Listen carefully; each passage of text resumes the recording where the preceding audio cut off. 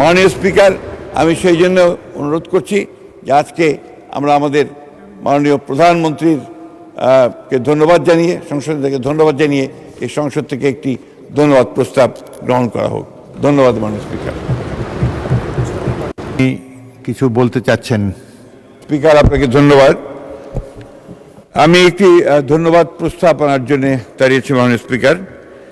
আমাদের প্রধানমন্ত্রী এবং সংসদ নেতা দীর্ঘকাল পরে একটি গণতান্ত্রিক সরকারের প্রতিনিধিত্ব করে প্রায় 18 বছর ফ্যাসিজমের যে একটা সময় গিয়েছে, তারপরে তিনি এই 4 মাসের সরকার গঠন করা 4 মাসের মাথায় বাংলাদেশের প্রতিনিধিত্ব হয়ে মালয়েশিয়া এবং চীন সফর করেছেন, গণচীন সফর করেছেন। এবং এই সফরটি বাংলাদেশের জন্য অত্যন্ত গুরুত্বপূর্ণ ছিল।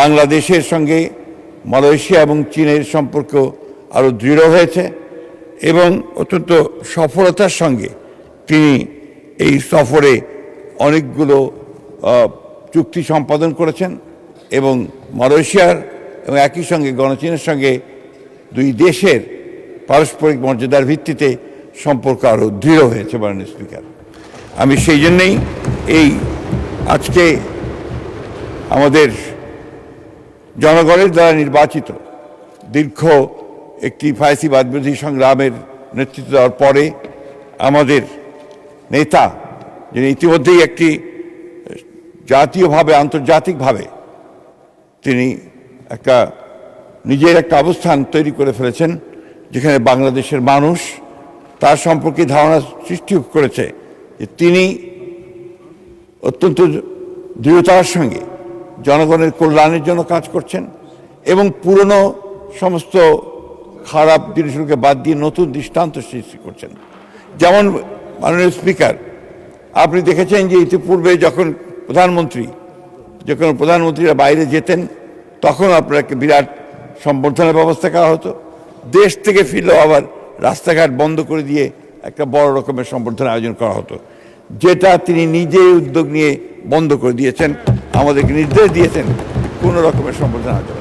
অথচ তার যে সাকসেস, এই সাকসেসগুলো কিন্তু বিরাট।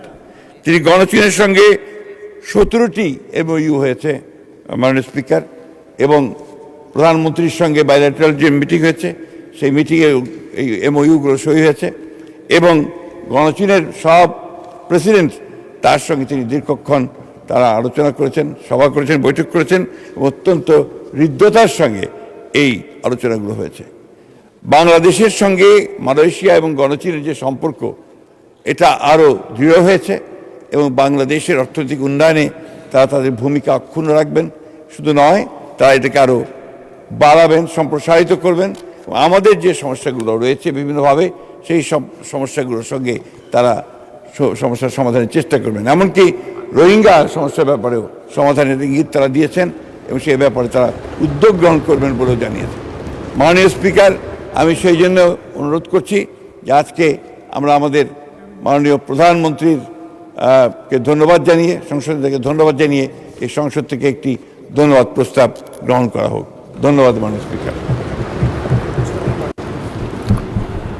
প্রস্তাব করছি মাননীয় প্রধানমন্ত্রী জনাব তারেক রহমানের 21 থেকে 26 জুন 2026 তারিখ পর্যন্ত মালয়েশিয়া এবং চীন সফরে অভূতপূর্ব সাফল্যের জন্য এই মহান সংসদ মাননীয় প্রধানমন্ত্রী ও সংসদ নেতা জনাব তারেক রহমানকে ধন্যবাদ জানাচ্ছে। ধন্যবাদ মাননীয় স্পিকার। ধন্যবাদ মাননীয় মন্ত্রী।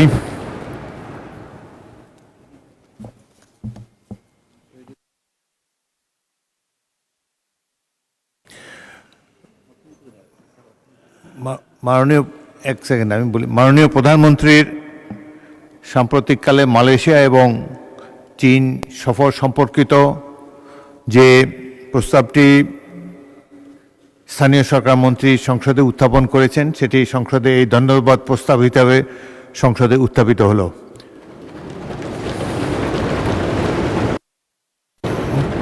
মাননীয় অর্থমন্ত্রী, আপনি কিছু বলতে যাচ্ছেন এই প্রস্তাবের উপরে? এই প্রস্তাবের উপরে জি জি, আমার মনে হয় যে একটি তালিকা চিফ হুইপকে বলবো তালিকাটি দেবার জন্য, এবং বক্তব্য আমার মনে হয় যে 5 মিনিট করে, যদি 5 মিনিটের মধ্যে আপনারা বক্তব্য শেষ করেন তাহলে বাজেটের আলোচনায় আমরা ফিরে যেতে পারি। যে মাননীয় অর্থমন্ত্রী। মাননীয় স্পিকার, আপনাকে ধন্যবাদ। আমি মাননীয় মন্ত্রী মির্জা ফখরুল ইসলাম আলমগীরের সাথে ঐক্যমত প্রকাশ করে প্রথমেই বলতে চাই যে বাংলাদেশের রাজনীতিতে যে কালচারাল একটা পরিবর্তন আনার প্রয়োজন, সেটা আমাদের মাননীয় প্রধানমন্ত্রী শুরু করেছেন। উনি বলেছেন অলরেডি, উনি যাওয়ার সময়ও এয়ারপোর্ট ওই হাজার লোক ওই সম্বর্ধনা বা আসার সময়ও করে নাই। এটা কিন্তু একটা বিরাট কালচারাল চেঞ্জ বাংলাদেশের। And Prime Minister is setting the standard. He is setting the standard. আগামীর বাংলাদেশের রাজনীতি কি হবে।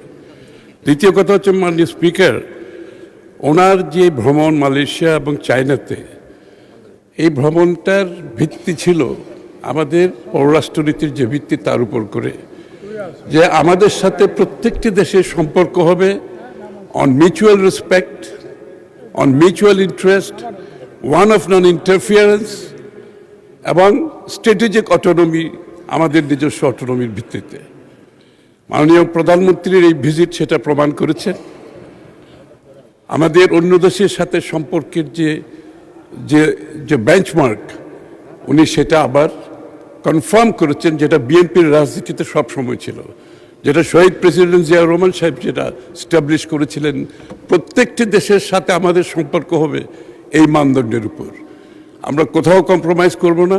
আমাদের সাথে প্রত্যেকটি দেশের যে সম্ভাবনা আছে, সেটা অর্থনৈতিক হোক, অন্য কোনো জেটে হোক, সেই সম্ভাবনাকে সম্পূর্ণ কাজে লাগিয়ে আমার ইন্টারেস্টে, আমার দেশের ইন্টারেস্টে, আমার জনগণের ইন্টারেস্টে কাজে লাগানোর জন্য আমরা মাল্টিল্যাটারালিজমের যে ফরেন পলিসি পারসু করেছি বিএনপির রাজনীতি শুরু থেকে এখন পর্যন্ত, উনি সেই ধারা অব্যাহত রেখেছেন। মালয়েশিয়াতে